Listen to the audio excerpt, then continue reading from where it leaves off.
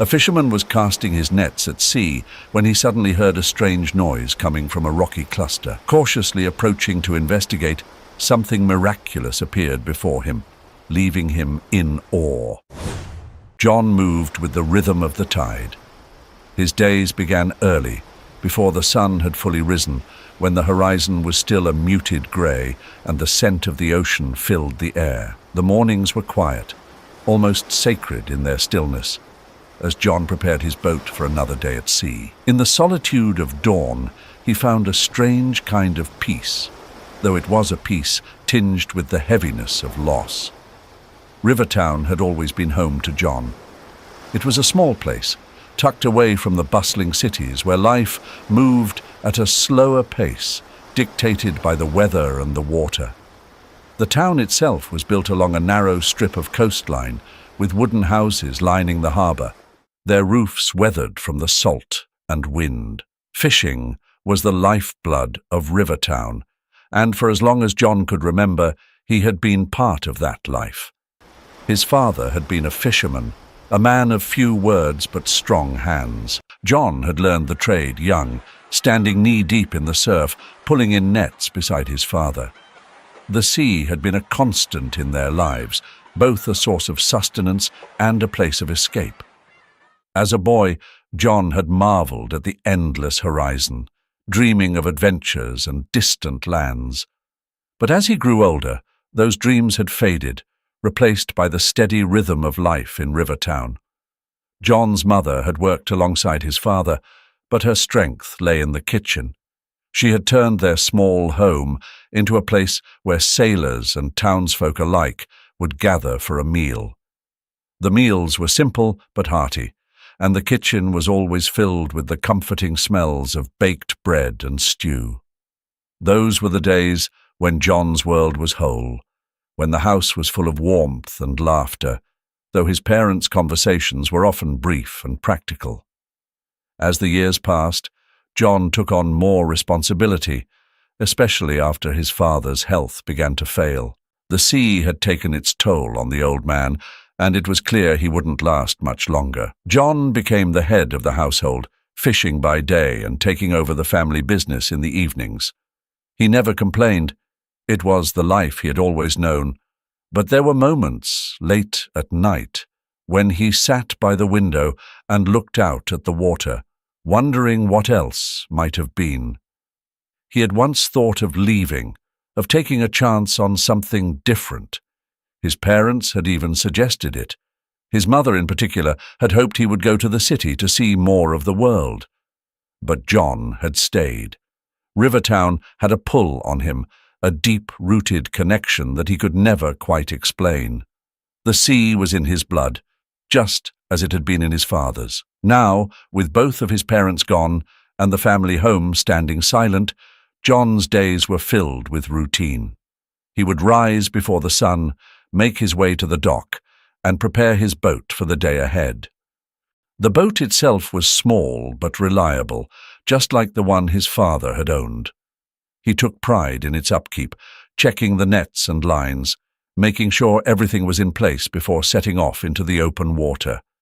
The other fishermen in Rivertown had tried to bring him into their fold, inviting him to join them for drinks at the end of the day or for a meal at the local tavern.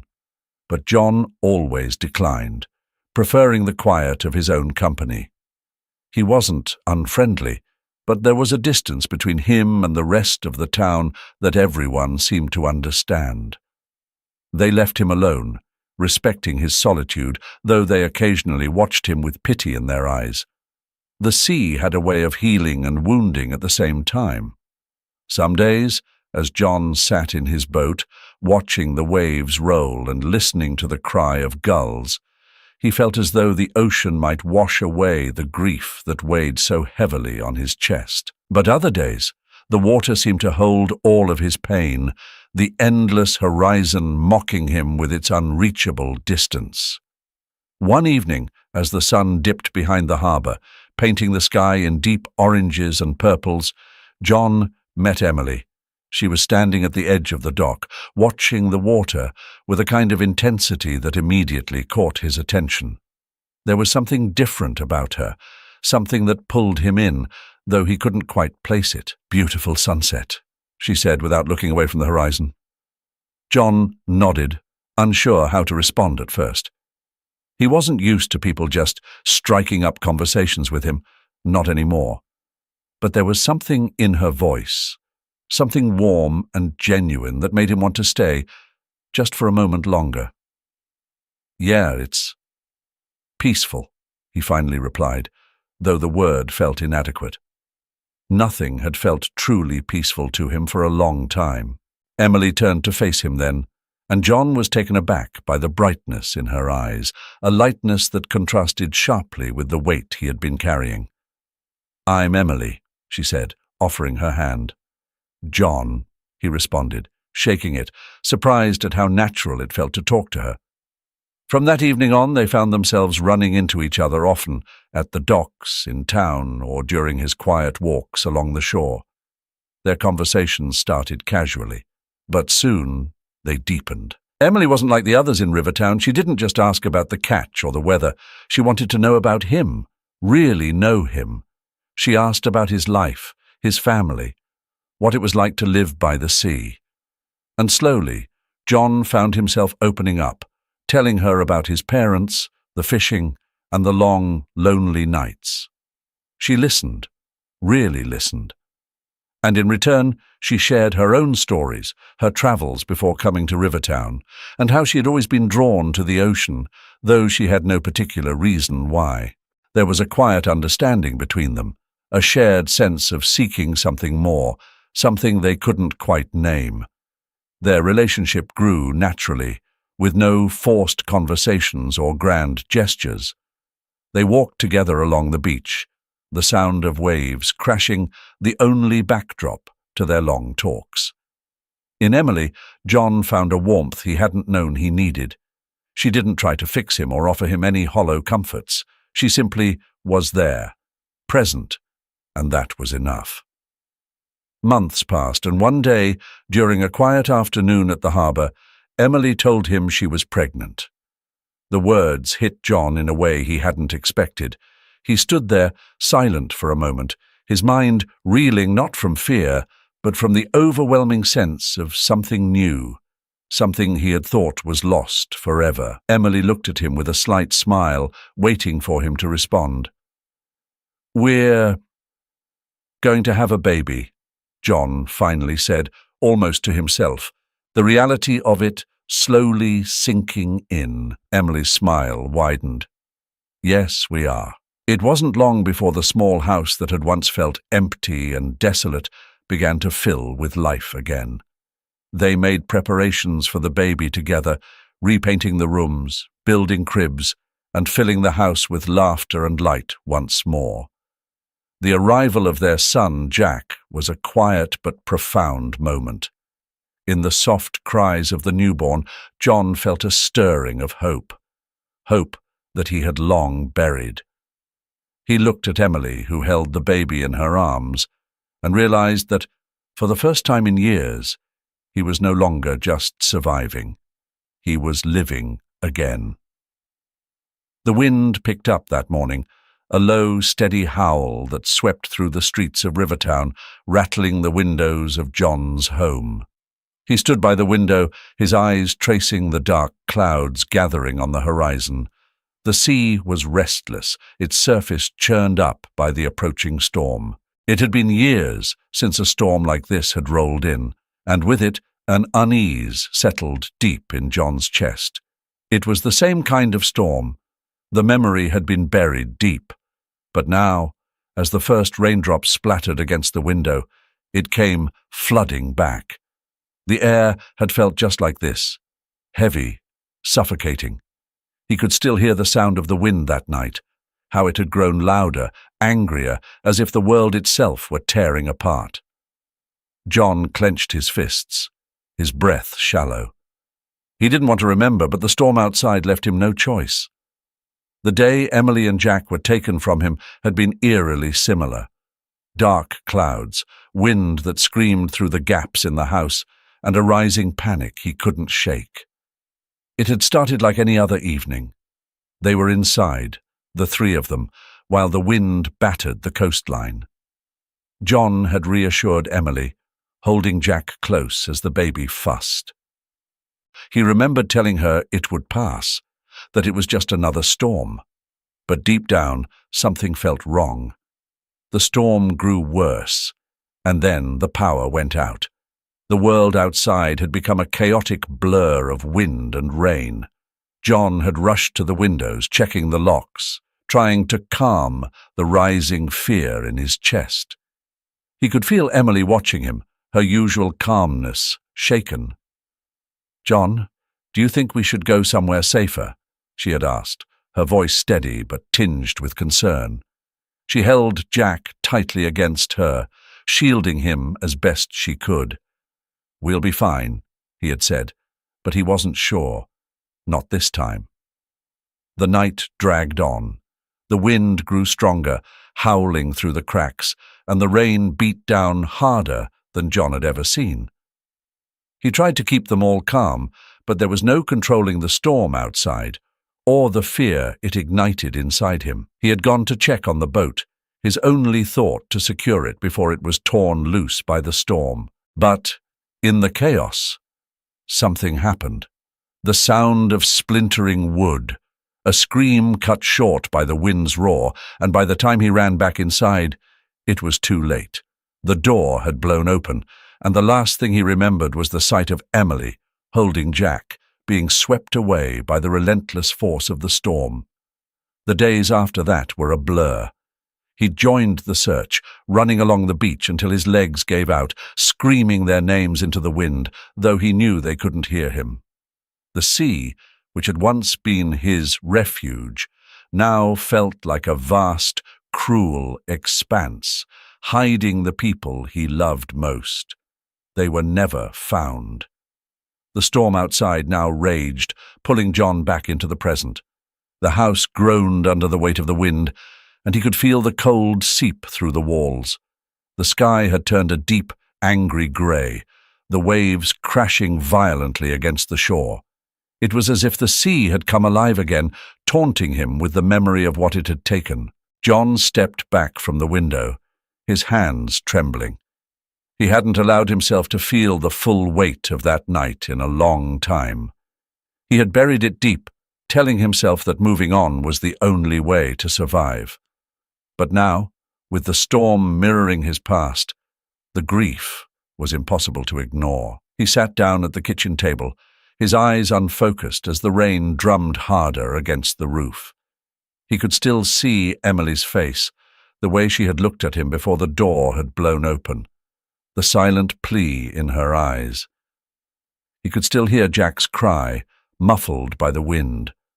The storm outside grew fiercer, but it was nothing compared to the one inside him. Cedar Bay was a place untouched by time, a hidden corner of the coast, where the waves lapped gently against the rocks, and the wind moved through the trees like a whisper. John often found himself there, far from the familiarity of Rivertown, far from the memories that clung to every corner of his old life. Out here, the world felt distant, and that suited him fine. His routine had become mechanical. Every morning he'd load up his boat with just enough supplies to get through the day, no more, no less. He'd cast off from the harbour, steering the Salty Dog toward Cedar Bay, where the only sounds were the gulls overhead and the rhythmic pull of the tide. He rarely caught much fish these days, but that wasn't why he came. He came for the silence. Today was no different. John's mind was numb, his body on autopilot as he tied the boat to a tree near the shore. The sand was soft under his boots as he walked along the beach, the salty breeze tugging at his worn jacket. He'd long since stopped feeling much of anything out here. The vast expanse of the bay, offering no room for the emotions he tried to bury. He found his usual spot beneath the palm trees, where the branches cast long shadows over the sand. Lowering himself down, John leaned against the trunk, closing his eyes. The sound of the waves rolling in was steady, a constant rhythm that he clung to, hoping for a moment's peace. But the peace didn't last. A sound broke through the quiet, a faint, distant cry. John's eyes snapped open, his heart giving an involuntary jolt. He sat up, listening, but the cry faded as quickly as it had come. He waited, his body tense, wondering if he'd imagined it. The bay was deserted. It always was. There shouldn't have been anyone out here. Then the cry came again, louder this time. John stood, his pulse quickening. He scanned the shoreline, his eyes darting from tree to tree, but there was no one in sight. The cry sounded again, soft but unmistakable, the cry of a baby. His chest tightened. Memories he'd worked so hard to push away flooded back with a force that left him breathless. Jack, his son.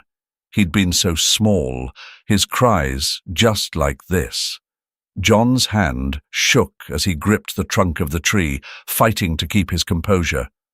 The sound came from farther up the shore, near the cluster of palm trees. Against his better judgment, John began to walk toward it, his steps slow and cautious. Each cry seemed to pull him closer, tugging at the part of him he had tried to close off for so long.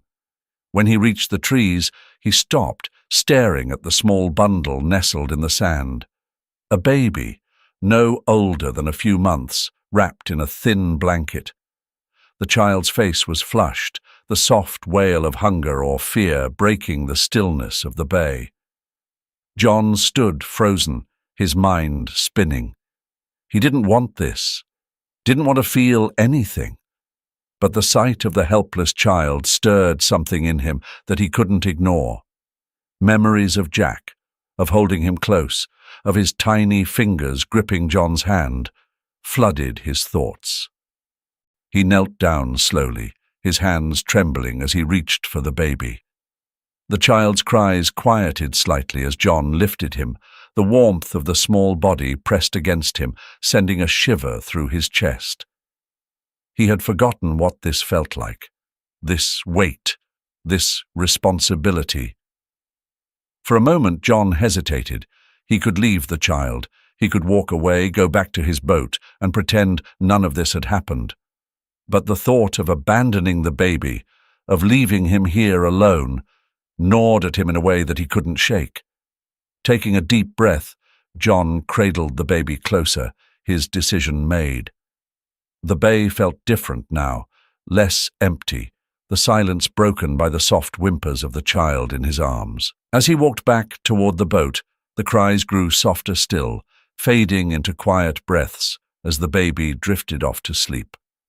John glanced down at the child, his heart heavy with the weight of old wounds and new uncertainties. He didn't know what he was doing, didn't know if he could do this. But as he reached the edge of the water, the baby's warmth against his chest, he knew he couldn't turn back. Cedar Bay had always been a place of solitude for him, a place to escape the memories. But now, as he stood there, holding this tiny life, it became something else. The house felt different now. The silence that once clung to the walls was broken by the small, rhythmic breaths of the baby lying in the makeshift crib John had set up by the window. Outside, Rivertown was stirring with the early morning light, but John remained inside, pacing slowly across the floorboards. He hadn't meant to keep the child. He told himself that much every day. When he had brought the baby back from Cedar Bay, he'd fully intended to take him to the authorities, let them handle it. But the moment he crossed the threshold of his house, cradling the small bundle in his arms, something had changed.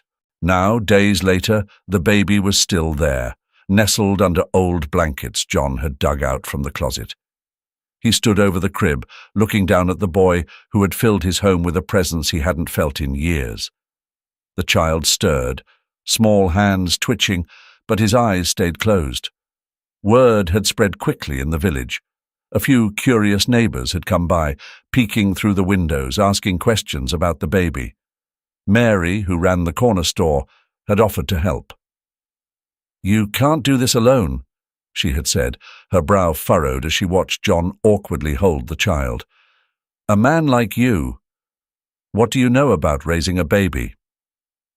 John hadn't answered her, and after a while she left. He didn't want help. He didn't want the questions. The baby wasn't staying, he reminded himself. This was temporary. But the days passed, and he found himself tidying the house in ways he hadn't bothered with in years. He cleared away old boxes, swept the dust from corners long forgotten, and rearranged furniture to make room for the crib. It wasn't much, but it was more than he'd done since before. The baby, a boy, John had determined, was quiet most of the time. When he wasn't sleeping, he would lie there, blinking up at the ceiling, his tiny fists clenching and unclenching, as if he were testing out the world.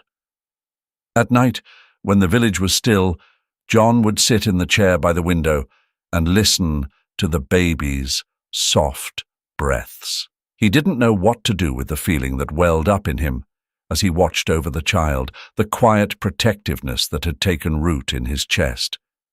He hadn't felt this way since Jack. It was Jack's face that haunted him now, every time he looked at the baby. He saw the same wide, curious eyes, the same way his hands moved in restless sleep. John's throat tightened. He had thought he'd locked those memories away, but they had come flooding back the moment he'd found this boy on the shore. He didn't even have a name yet. John sat down heavily in the chair, the weight of everything pressing on him. He leaned forward, elbows on his knees, staring at the small figure in the crib. He didn't know why it had taken him so long to acknowledge what was in front of him. The baby needed a name, and as much as it pained him, there was only one name that came to mind. "Jake," he said quietly, the sound of it strange on his tongue after all these years. It was bittersweet, naming the boy after the son he had lost. But it felt right, in a way that both comforted and ached. Jake wasn't a replacement, he knew that much, but there was something about this child's presence, something that made John feel less alone, even if he wasn't ready to admit it. The baby shifted in the crib, and John rose to check on him, his movements careful, deliberate. He adjusted the blanket, smoothing it over the child's tiny body, and then stood back, watching. Jake. The name hung in the air, filling the room with a new kind of quiet. Not the suffocating silence of grief, but something else, something lighter. The days in Rivertown stretched long and slow, the seasons blending together as time passed. The once sharp edges of grief had softened for John, though the memories of the past remained. He noticed the subtle changes in himself first. Small things that crept in unnoticed at first, like the smile that would pull at his lips when he watched Jake play in the front yard, or the way his hands no longer shook when he held the boy close. Jake was growing quickly, and with him the routines of John's life shifted, almost without John realizing it. Mornings were spent out on the boat, fishing together in the quiet of Cedar Bay.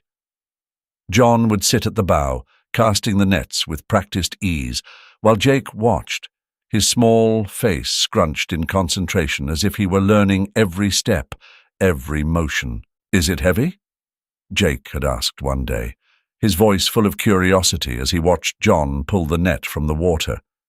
John had glanced at him, the sun catching the boy's bright eyes, and handed over a corner of the net. "See for yourself." Jake had grabbed it with both hands, grunting as he tried to help. His laughter, light and carefree, had echoed over the water when he nearly toppled over with the weight of it. John hadn't laughed, but a small smile had cracked the mask he so often wore. They settled into a rhythm. After fishing, they'd haul the catch back to the dock, and though the townsfolk still gave John his space, there was a difference in the way they looked at him now. Some would wave, and others would offer a nod of greeting. Mary, from the corner store, always had a word for Jake when they passed by. "Growing taller every day, aren't you, sweetheart?" she'd say, her tone warm, though her eyes would flick to John, assessing. Jake, ever curious, had begun to ask questions, innocent ones at first. "Why don't we ever go to the market, Dad?" Or, "Did you catch more fish when you were little?" John had brushed these off easily, focusing on the tasks at hand, but the questions grew harder to avoid. One evening, as they sat on the porch watching the sky turn pink with the fading daylight, Jake asked, "Dad, where was I born?" The question hung in the air between them, fragile and unexpected. John's grip tightened around the mug in his hands, the warmth of the tea suddenly distant. He could feel Jake's eyes on him, waiting, searching for answers that John wasn't ready to give. "You were born here," John said, his voice even, though the lie tasted bitter. Jake frowned, his small brow furrowing. "But I don't remember anything before." John stood abruptly, cutting the conversation short. "Time for bed, Jake." There was a flicker of hurt in Jake's eyes, but he didn't press. He was a good kid, too good for the weight of the truth that John couldn't yet bear to reveal. He watched as Jake shuffled inside, his small frame silhouetted against the fading light. Inside, their lives continued to intertwine. John would often catch himself watching Jake, the way he moved around the house, his energy filling every room. There were moments when John would see flickers of Jack in the boy, the way he tilted his head in thought or how his hands fidgeted when he was excited. Those moments were bittersweet, but they brought with them a quiet sense of healing. Their walks along the beach became a staple of their routine. Jake loved to run ahead, chasing the tide as it ebbed and flowed, his laughter mingling with the sound of the waves. John followed at a distance, watching, his heart lighter than it had been in years. He hadn't realized how much he had missed this simple joy of sharing life with someone else. He wasn't sure when it happened, but one day he realized that the heaviness he had carried for so long had lessened. He found himself speaking more when they went into town, sharing small words with the people he had once avoided. Jake's presence seemed to soften the edges of everything around him, including John's own heart. But the questions would come again. He knew that much. And when they did, John would have to decide if he was ready to face the truth, and if he was ready to let Jake in on the secret he had kept for so long. It was a typical morning in Rivertown, the sky a pale blue, streaked with the first hints of autumn. John and Jake had just returned from the docks, their catch modest but enough for the day's meals. Jake, with his usual energy, darted around the house, chattering about the big fish they almost caught. John, smiling softly, stood by the kitchen window, watching the boys' excitement. It was a routine, a life he had settled into, one that, for once, felt steady. But that steady feeling shattered when the sound of approaching cars broke through the quiet. John froze, his hand tightening on the cloth he was drying his hands with. He glanced outside and saw them, the black and white police cars pulling up along the dirt path, their lights off, but their presence ominous. His stomach twisted. Jake, sensing the tension in the air, stopped moving. "Dad?" His voice was small, uncertain. John didn't answer right away, his mind racing. What could this be? It didn't make sense. Then there was a knock at the door, loud, firm, and final. John opened it, his heart hammering in his chest. Two officers stood there, their expressions grim. Behind them, a man in a suit stepped forward, his face sharp with anger. Robert Mayfield. A name John had only heard in passing, now stood on his doorstep. The man's eyes flickered over Jake before locking onto John with a gaze that sent a chill down his spine. "John Wilson?" one of the officers said. "Yes?" John's voice came out strained. The officer exchanged a quick glance with his partner before speaking again. You're under arrest for the kidnapping of Robert Mayfield's son." John felt the world tilt beneath him. Kidnapping. It didn't register at first. He stared at them, disbelief flooding his mind. "What? No, there's been a mistake." The officer's voice was steady, procedural. "Mr. Mayfield has identified the child as his son, who's been missing for years. You'll need to come with us." John looked at Jake, standing behind him, confusion and fear spreading across the boy's face. No, this isn't right," John said, his voice rising. "I didn't take him. I found him. He was abandoned." But the officers moved in, pulling his arms behind him with a mechanical efficiency. The cold bite of handcuffs snapped against his wrists. Jake's small voice cut through the chaos. "Dad, what's happening?" John turned his head, his panic rising. "Jake, it's going to be okay.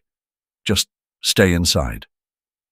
The boy's wide eyes filled with tears, his hands gripping the edge of the doorframe as if holding on could stop the world from falling apart. "Dad, where are they taking you?" John swallowed hard, trying to stay calm for Jake's sake, though the terror in his chest made it nearly impossible to breathe. "I'll be back. I promise." The officers led him toward the car, the sound of their boots crunching on gravel, the only noise in the thick, silent air. John tried to look back to reassure Jake, but the boy's figure was already fading as they pulled him further away. Robert Mayfield, standing off to the side, stared at the scene with cold eyes, his face unmoved by the emotional wreckage he was leaving behind. To him, this was just a matter of reclaiming what he believed was rightfully his. John was shoved into the back of the squad car, the door slamming shut behind him. He could see Jake standing in the doorway, small and fragile, tears streaking his cheeks. The weight of everything hit John like a wave. The accusations, the handcuffs, the sight of Jake alone, it all blurred into a single, crushing moment of helplessness. The engine roared to life, and as the car pulled away from the house, Rivertown's familiar streets passed by in a haze. John's mind raced, trying to make sense of it all. How could this be happening? How could they believe he had taken Jake? His hands, bound behind him, clenched into fists as panic bled into anger. He wasn't a kidnapper. He had saved Jake. He had given him a home when no one else cared enough to. But the town was silent as the car moved through, the people who had once nodded at him now keeping their distance, their gazes averted. The weight of the accusations hung heavy in the air, more real than any words he could speak. John closed his eyes, the image of Jake's tearful face burning into his mind. The ride to the police station felt endless. John sat in the back of the squad car, staring out at the passing fields and winding roads, his mind a knot of panic and disbelief. The low hum of the engine was the only sound, broken occasionally by the crackle of the police radio. The officers in the front said nothing to him, and John didn't bother asking questions. What could he say? The weight of the handcuffs dug into his wrists, a constant reminder of how quickly his life had unraveled. When they reached the station, the city's tall buildings loomed overhead. John hadn't been to the city in years. It felt cold, unfamiliar. As he was escorted inside, he kept his head down, his thoughts consumed by one thing: Jake. What was happening to him? Was he scared? Alone? The thought made John's chest tighten. He had to stay calm, had to keep his head clear for Jake's sake. In the sterile, dimly lit holding room, John sat on a metal chair, his hands still cuffed. The clock on the wall ticked loudly in the silence. He stared at the floor, running over everything in his mind. There had to be a way out of this. He hadn't done anything wrong. He had saved Jake. How could they accuse him of kidnapping? Hours passed. The occasional officer walked by, glancing in his direction, but no one spoke to him. John's stomach churned with anxiety. He barely noticed the ache in his back from sitting so long. All he could think about was Jake. The fear of losing him for good gnawed at him, relentless and sharp. He couldn't lose Jake. Not like this. The door creaked open, and a man in a suit walked in, his expression unreadable. Robert Mayfield followed close behind, his face as cold and severe as it had been at John's house. John's heart pounded in his chest. This was the man who had torn his world apart, the man accusing him of something he hadn't done. He clenched his fists, fighting the urge to speak, to shout that this was all a mistake. The suited man, likely a detective, sat across from John, flipping open a file. "We've looked into the claims," he said, his voice calm, almost too calm for the storm brewing in John's chest. "It seems things aren't as straightforward as they first appeared." John's pulse quickened.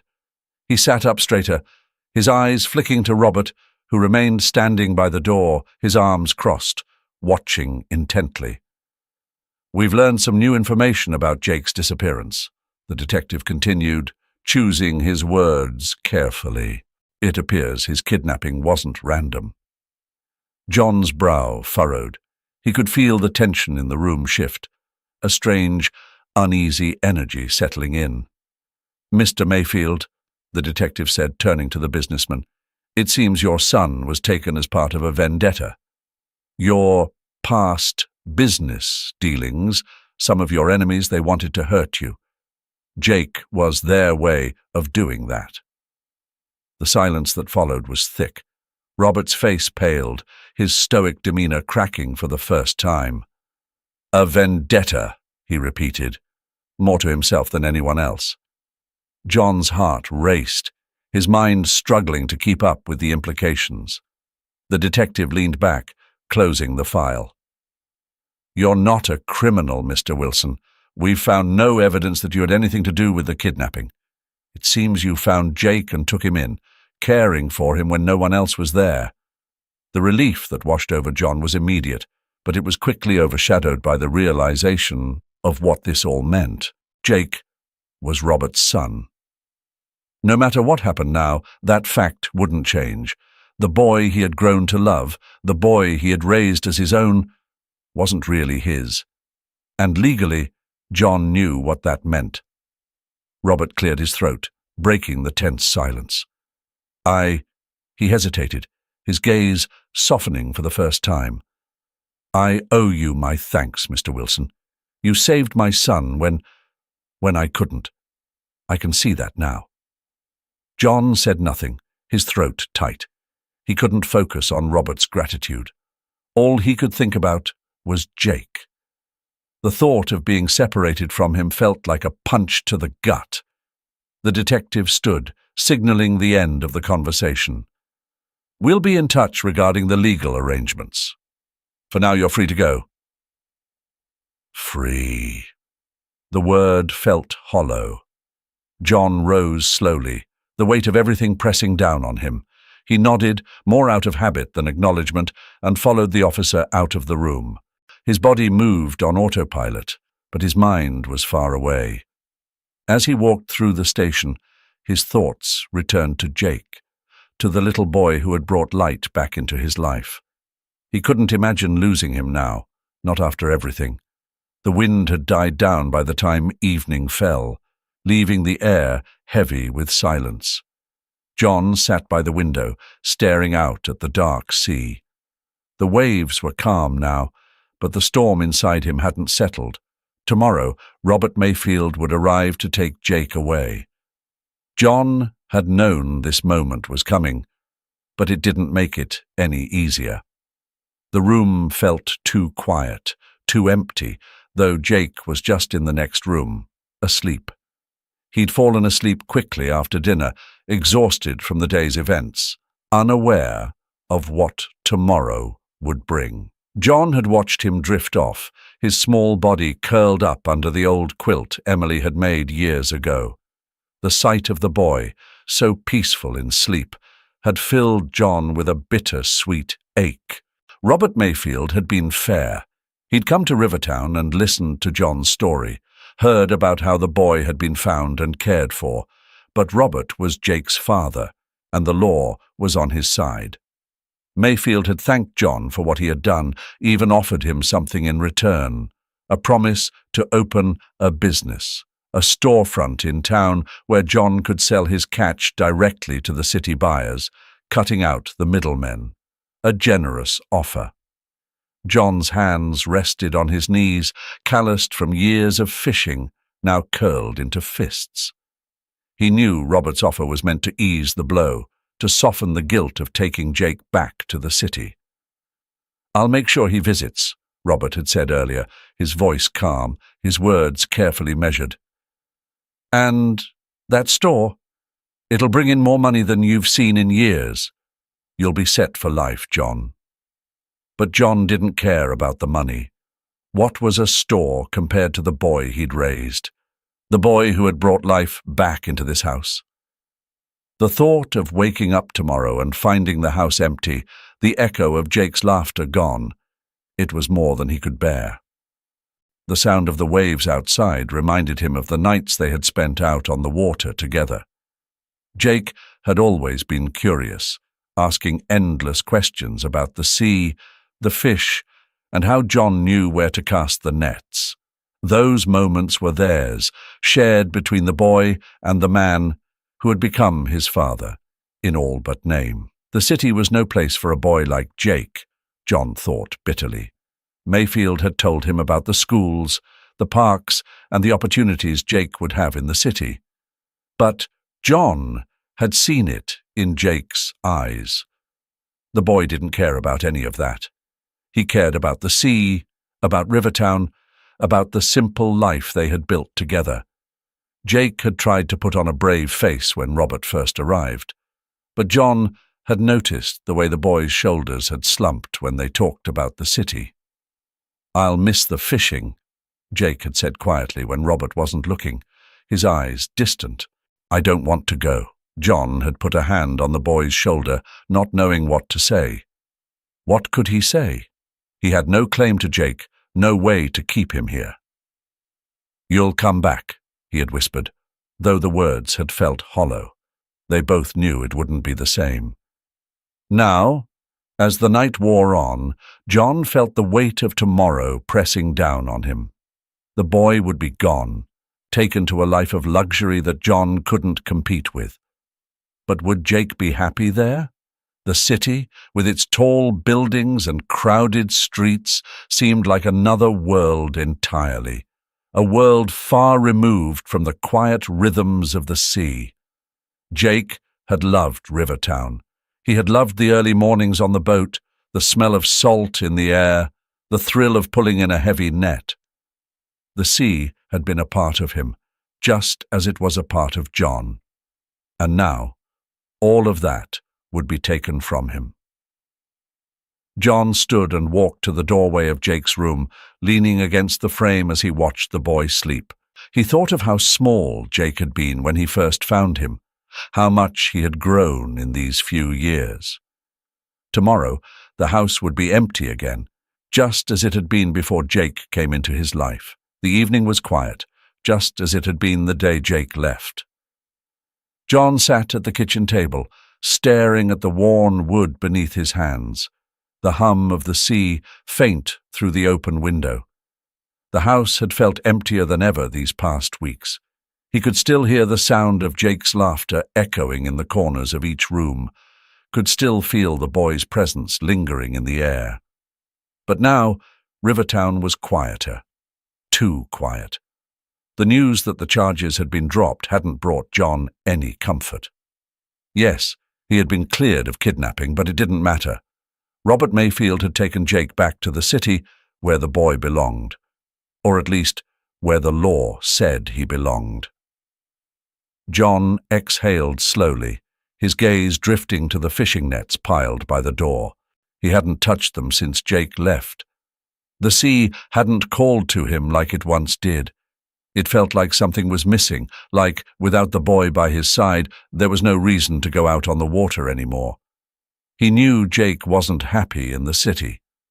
The letters had come, first from Robert, detailing Jake's adjustment to his new life, fancy schools, activities, opportunities John could never provide. But beneath the surface, John had sensed something was off. When the first letter from Jake arrived, written in his careful but clumsy handwriting, it became clear. "I miss the sea," Jake had written. "The city's loud, and everything moves too fast. I can't hear the waves here, not like back home." Home. The word stuck with John. He hadn't realized Jake thought of Rivertown that way. The sound of tires crunching on gravel outside pulled John from his thoughts. He stood, heart quickening, and moved to the door. The evening light cast long shadows across the yard, and at the edge of the path, a black car sat idling. John felt his chest tighten as the passenger door opened, and there he was, Jake, smaller than John remembered, standing there with a bag slung over his shoulder. For a moment, neither of them moved. The wind carried the scent of salt water through the air, and it felt like time had slowed. Then, with a sudden burst of energy, Jake took off running toward the house. John barely had time to brace himself before the boy slammed into him, wrapping his arms around John's waist, his face pressed into his chest. "I'm home, John," Jake whispered, his voice muffled but full of emotion. John closed his eyes and rested a hand on Jake's head. He didn't say anything. He didn't need to. There was a weight to the silence between them that spoke louder than words.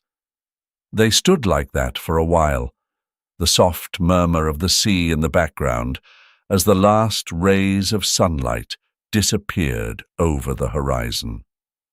After a moment, John pulled back slightly, his hands on Jake's shoulders. The boy looked up at him, his face a mix of relief and something deeper, something that John had carried for so long, an understanding of what it meant to belong to a place, to someone. "Come on," John said quietly, his voice rough. "Let's get you inside." Jake nodded, wiping at his eyes with the back of his sleeve, and followed John into the house. Inside, the familiar scent of wood and sea filled the air, and Jake immediately made his way to the table, just like he used to, setting his bag down with a thud. The house felt different now, fuller, as if Jake's presence had brought back the life that had drained from it over the past weeks.